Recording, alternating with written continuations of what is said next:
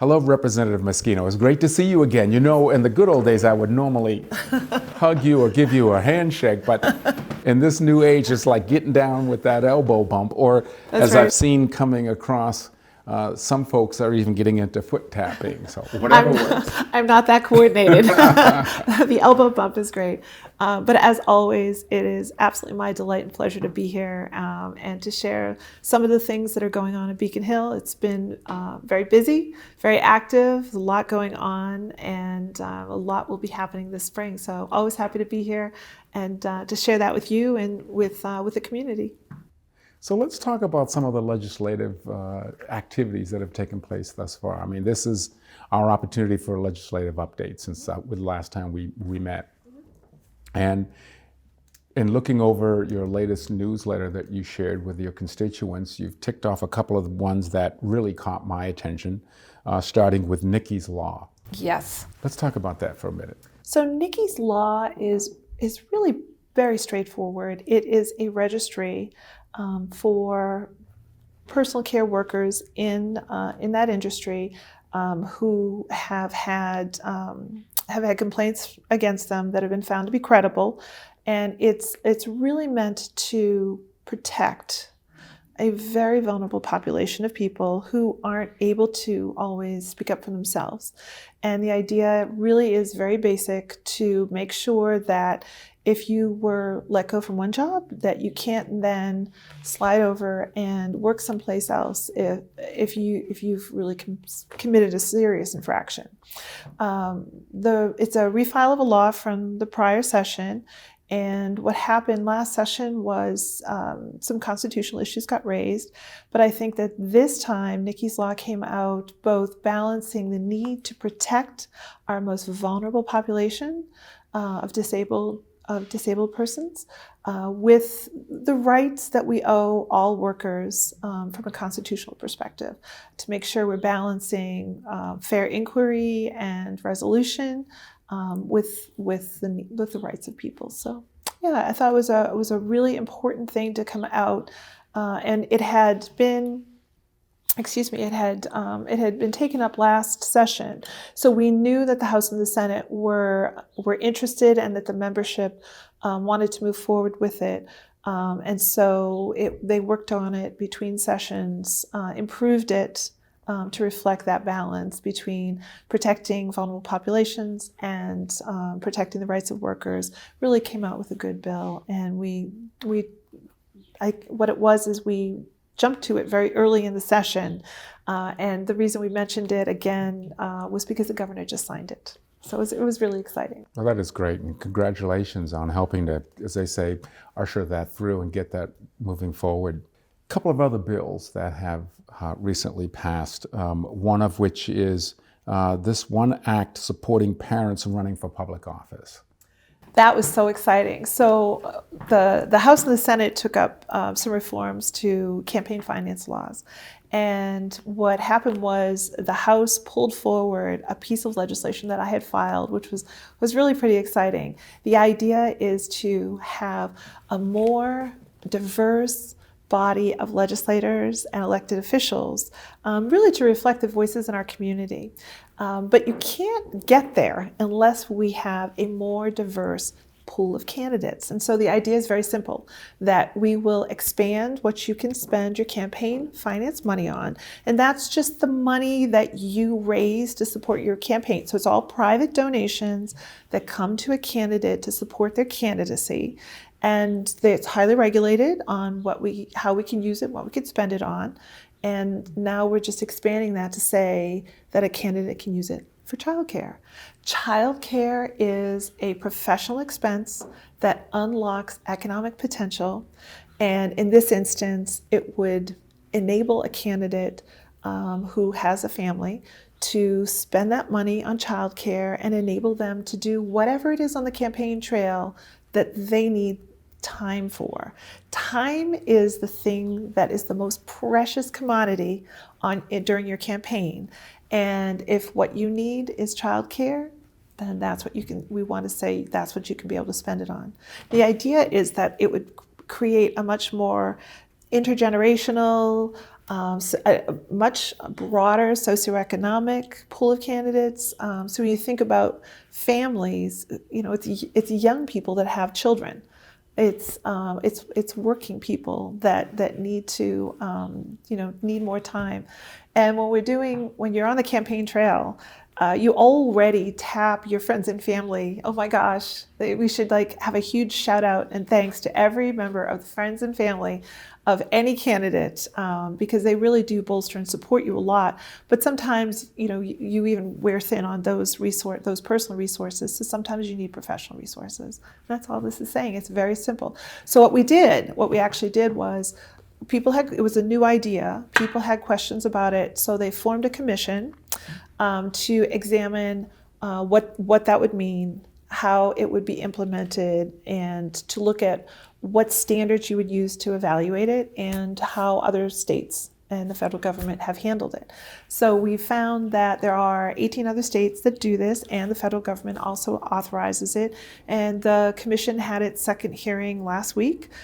So there'll be, I think, 2 more, and they'll make a recommendation to the legislature as to how to move forward. And you'll probably see a new piece of legislation come out that speaks to what the authorization should look like. So it's very exciting to have them embrace that idea and move forward.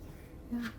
It seems so simple and so obvious, and yet I'm surprised that we're at this place where we need to put this in motion.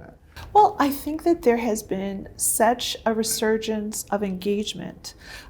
This sort of generation that's coming up through the ranks now is very much thinking globally and acting locally.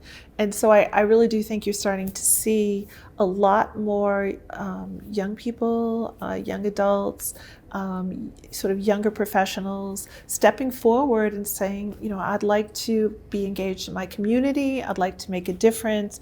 And I think that's why you're seeing sort of a younger generation of folks running for office and pulling papers. This really came up because there was a woman running for school committee in Somerville, and she's a single mom, a working parent, and she really wanted to run, and this was the thing she needed. So she called and asked, and they said, well, it's not explicitly authorized, so no, you may not expend it in this way. And she raised that to her state rep, Mike Conley, who just happened to discuss it with me. He said, would you file this bill with me? I said, absolutely. So I think that it's being responsive to the need of the people that are looking to step forward and engage. And quite frankly, I think it's going to be more utilized at that local level, at that place where you're really first stepping forward and building our bench. And that's, today's selectman is tomorrow's state rep, right? So, this is where we're building our bench. This is where we're getting people engaged. This is where we're supporting the candidates that are going to percolate up and change the face of government. Let's talk about another bill to meet the local need. And more specifically, let's talk about the compressor station. And there is a pending bill that looks at the disparate impact on the right of an individual to bring a claim in state court when a government regulation has an unintended discriminatory impact. So I was very excited to file this bill. I think of this as a very much an environmental protection bill. It is about general civil rights, but for me it was inspired by the compressor station and the community opposition. What we discovered was the towns of Weymouth and Quincy and Braintree, and of course now Hingham, really took the lead on opposing the local permitting components of the compressor station. And they've done a tremendous job, and those appeals continue in court right now. When the local groups came together to show support for the towns and to really coalesce in their opposition around it, they looked to join those suits, and they looked for a place where their voice could be heard. And it was much harder to find people who actually had what's called standing in court to participate in the actual appeal process, the opposition process, the permitting process. So it got me thinking, and during those conversations at the State House, talking to my colleagues and asking for their advice and guidance on what we might do to make it easier. Longtime Representative Byron Rushing, as he was retiring from the building, he brought this bill to me and suggested, it was something he had filed. It was suggested that this was something that I might file to help my community in this way. It's actually a much broader bill than that, but from my part, it was the thing that would, it's really about regulations, right? On their face, they are neutral. They're just about permitting projects. But when you really look at them in a context and what the impacts are to the people that live in that community, that have lived there for many years, and it's both public safety, it's health impacts, it's all the things we know about why we don't want that compressor station there. It was really shocking to me that there was no venue to bring that up in. So this is to restore that right of an individual, and there's a broad coalition. We work with partners like the Conservation Law Foundation, ACLU. I'm trying to think of the name of it. It's I think it's the Green Justice Coalition is also looking to support this as well. So there are a lot of people from a lot of MLRI. There are a lot of people looking at this from a lot of different perspectives and working together. The bill, unfortunately, did go to study this session. It's the first time I've filed it, but we did have a great conversation with the chair of Judiciary, the House Chair of Judiciary, and we're going to work with her staff over the summer to tighten up and sharpen the language and to respond to some of the questions and concerns and, quite frankly, the professional input and feedback we got from them. We'll refile it next session, so we're pretty excited to move forward with it, but it'll be a critical piece that will enable, even if it's too late for the compressor station, there will be others that will follow in their footsteps, and will need this to fight the good fight. So yeah, it's exciting. Good luck with that, because I definitely see that we need that type of legislation in place here. There are other pieces that contribute. So it would also be predicated, our success would be predicated on things like environmental justice. Right now there's an executive order that defines it, and some of my colleagues are working on legislation that's gotten out of committee and is moving forward that would have a much more robust, meaningful, concrete definition that then would be actionable using something like the disparate impact regulations. So it's exciting to work with my colleagues on these, and there's a lot of energy around these ideas of really being committed to good environmental policies moving forward. It's a pretty exciting time to be working on this area. You've got some other activities going on. There's a lot going on. Inspired by a student from Hingham, Samantha, yes. I think is her first name. That's correct. And this is looking at it and allowing a 17-year-old to register and participate, provided they turn 18 by the general election? Yes. So we were talking earlier about youth engagement. Yes. And it's amazing to see a lot of the civics bill that we had talked about before, and it got filed and it's been implemented within our schools. But even before that, they were already doing it and creating a lot of space for community service and youth engagement. And it's been amazing to see these smart, poised, self-possessed, really committed young adults stepping forward around areas of public policy with great urgency, and they're very effective. And one of our wonderful Hingham students, she actually goes to Milton Academy, but she's one of our Hingham constituents. She came to me and she said, I'm going to be 18. I'm going to be eligible to vote in November, but I won't turn 18 in time for the primary. And I want to be able to shape who the candidate is. I want to have input into who that candidate is that I'm going to vote for in November. And I thought about it. I was like, she's so right. So we asked her to do a little research for us. And I'm telling you, smart, tremendous follow through. And she worked on this project with us over the summer. And she persuaded me that this was a smart, sensible thing to do. And so she helped us. We drafted the legislation. We did file this late file bill, but the chairman saw the merits of it, gave it a hearing, which he did not have to do, but he gave it a hearing, and he's interested. He's interested in this. So this bill has been held by the committee, so it's still alive.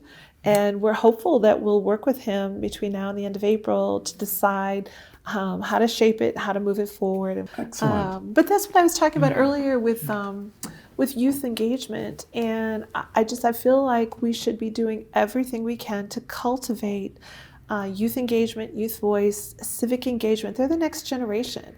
And if we want that next generation to actively work for our communities and for good public policy, we need to engage them now. So I thought if we can make that first voting experience a positive one for them, we'll have lifelong voters. And voting is probably the single most important piece of civic engagement that every single person can do. So yeah, it's exciting stuff. And she was terrific. Now the budgeting process has started. Let's talk about that. Yes. What's that going to shape up to look like? Huh? So the governor filed his budget at the end of January with his State of the Commonwealth address. And what will happen now is it's come to the House first, and then it'll go on to the Senate. And the House has started to parse through to look to see what the governor did and where we might add our own positive public policy initiatives and spending.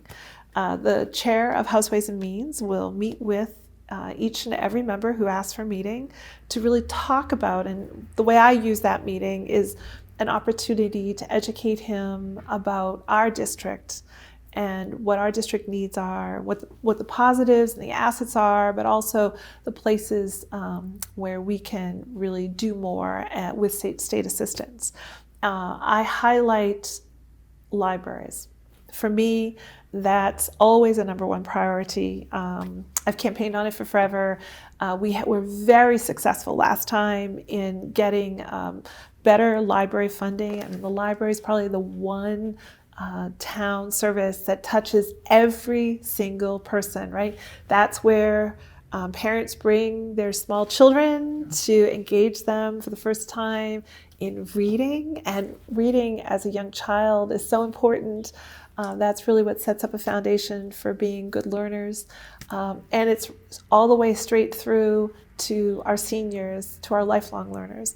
So we were able to get some really robust funding, and really I take a lead on the budget line item that is what funds how we share books, our network, because we all have small libraries, and we can't buy every book to lend every book that everyone would want. So we come together through the Old Colony League network, and the funding that I was fighting for, and we got full funding, which was really great, was for that lending and for the databases, so that we make sure that we have access to as much information as possible. So I'll get right back in there, and we're going to try to get the state library funding back up to the levels it was at 2001. That's the next step. So yeah, so it's exciting, and it's your opportunity to put forward both things we need for our district, but also for things that. The way I talk about it is for small dollars invested locally, it's something that will unpack so much potential. And I feel like that's just one example, but that it's really an important opportunity to get in there and fight for our district. Once all of the members have weighed in, the House will come out with its budget. The members will then have an opportunity to file amendments, so file little, things earmarked for our districts, restore line items, that sort of thing. And then the House will debate it the last week of April, and then on it goes to the Senate, and the Senate will take it up and do the same thing.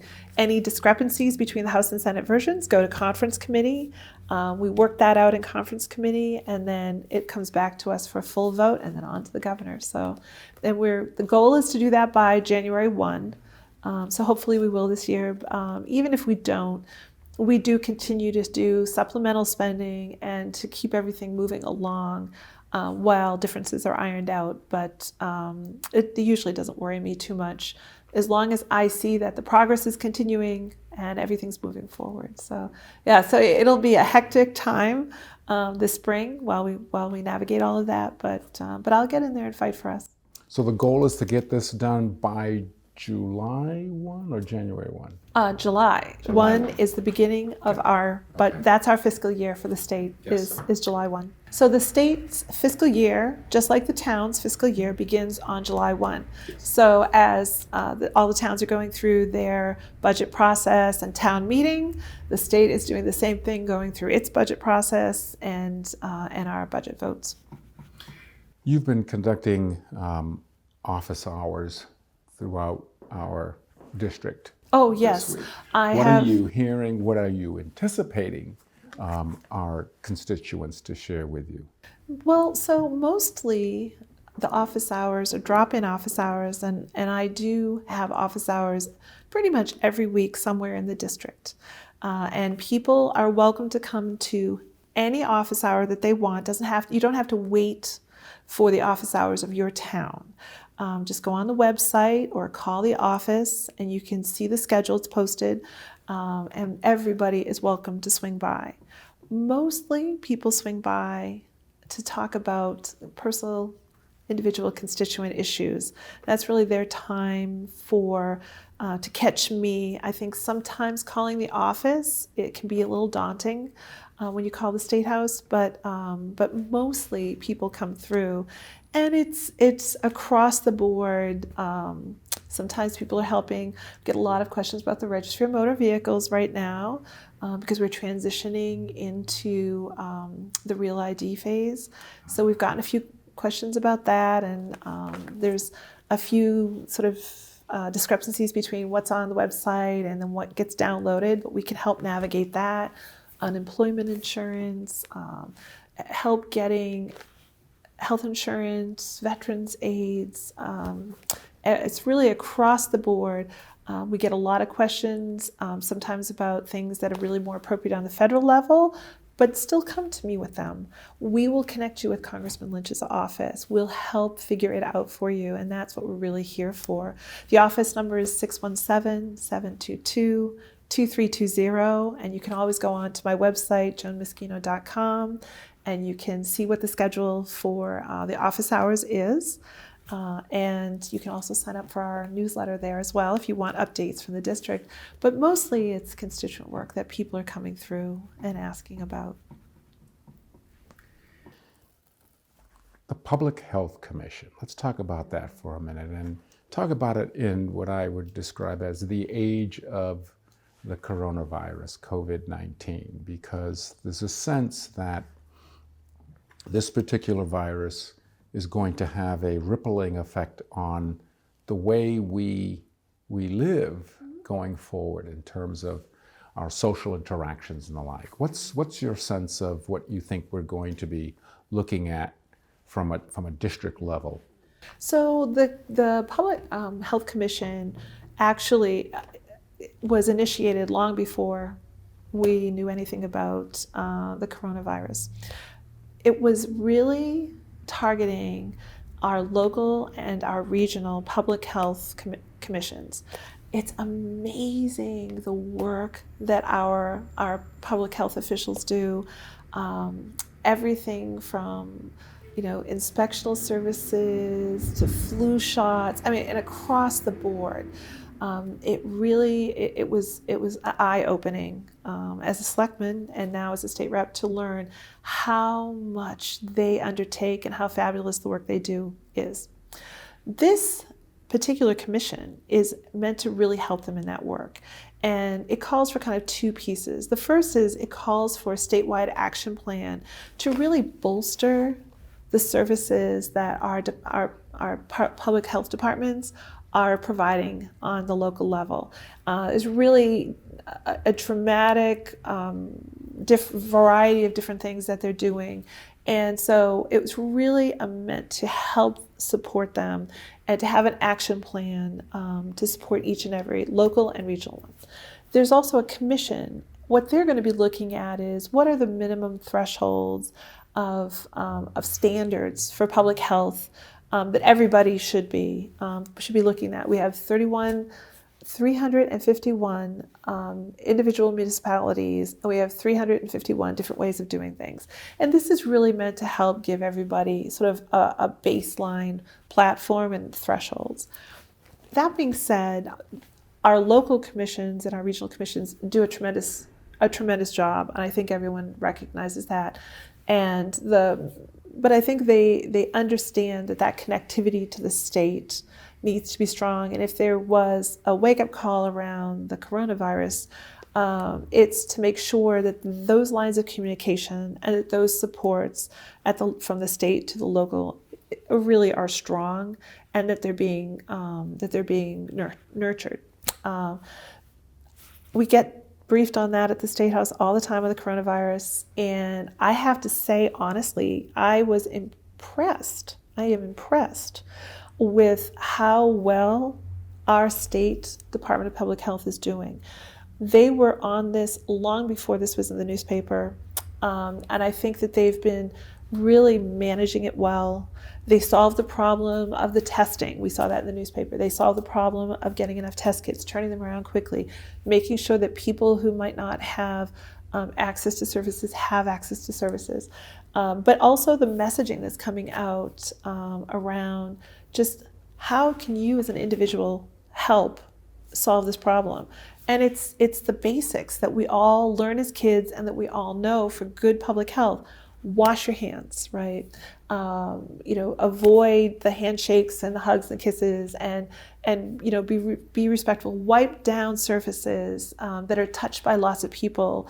I think we're probably not going to go on cruises next. So there's a lot of different things that we can be doing, and I think that I've been so impressed with the way the Department of Public Health has been handling this, managing it, supporting us at the local level, and really protecting us. And I think that it was a great wake-up call and just randomly, very timely, for the commission to come forward. And I'm sure that will infuse in a lot of ways that we just make sure that relationship between the state and the local and the regional are strong and supporting us in the ways we need to at the local level. So if there was a silver lining out of these sorts of things, I think that'll be it, is to make sure, because what I've taken away from my conversations has been that as we're managing the risks, we have taken the steps to keep the risk low, and we need to be ready for this and for the next one. So, yeah. Our most vulnerable constituents, be they our seniors, many of whom may have pre-existing conditions that puts them in a very vulnerable place. But then there's another group that I would describe as a class of constituents who have historically been engaging in vaping, for example, that has unfortunately damaged their respiratory systems and perhaps has put them in equal footing of being vulnerable. So I think our public health system is going to be challenged to support and protect those different groups, if you will. I agree. I think if there is a public service announcement in here, it's really, please, no vaping. It scars the lungs, and it makes young adults vulnerable.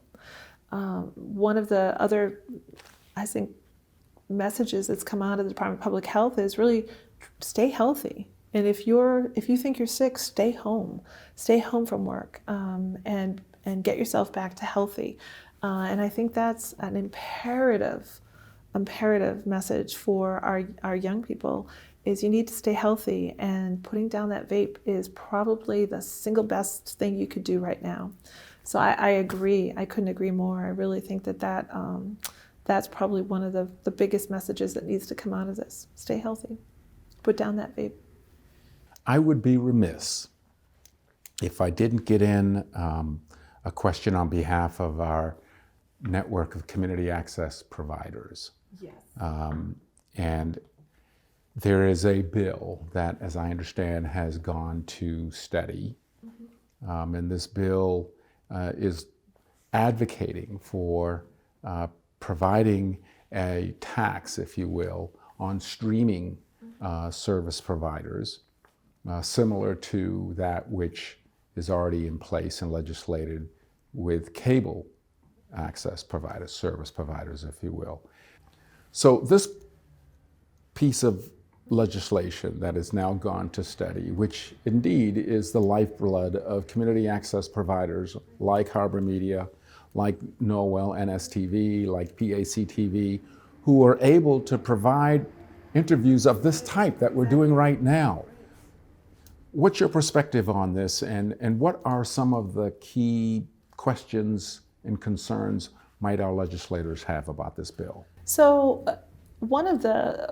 first of all, I agree 100%. I think that our local access does tremendous programming, and it reaches people, because I hear all the time from people when I do an interview like this, oh, I saw you on television.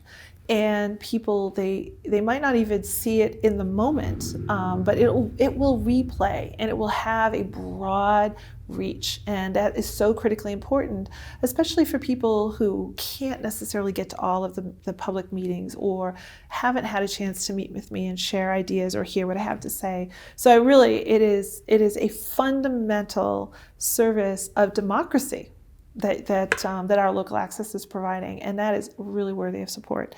I think some of the challenge around that particular bill has been, as we're changing from cable and so many people are streaming now, the question has really become on how to keep that fair and equitable, and to make sure that we're not losing funding and it's not diminishing over time, so that these kinds of local programming stays robust.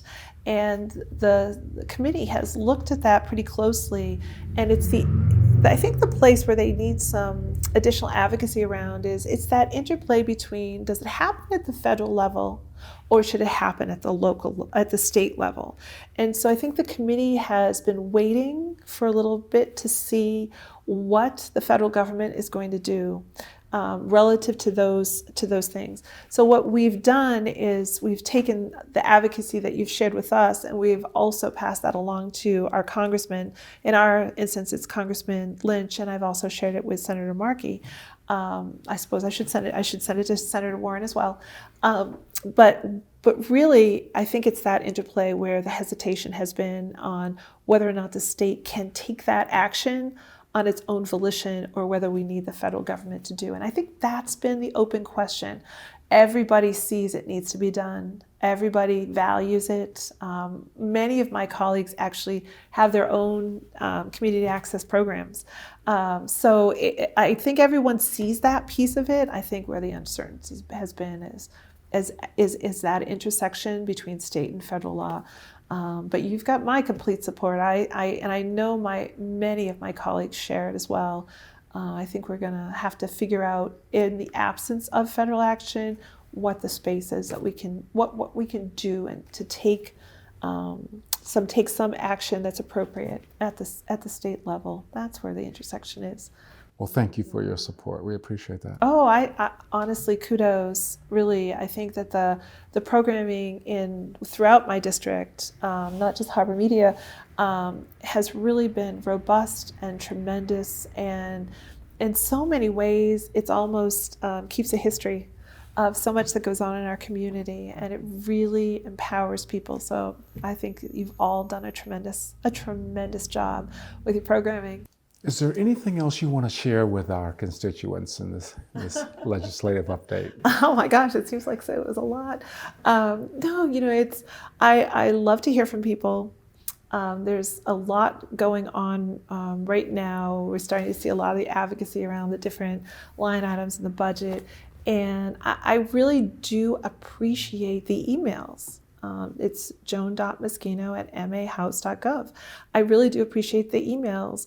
If there were 7,000 bills filed, I can't read them all. I can't know how they're all doing. If there's one that's important to you, highlight it to me.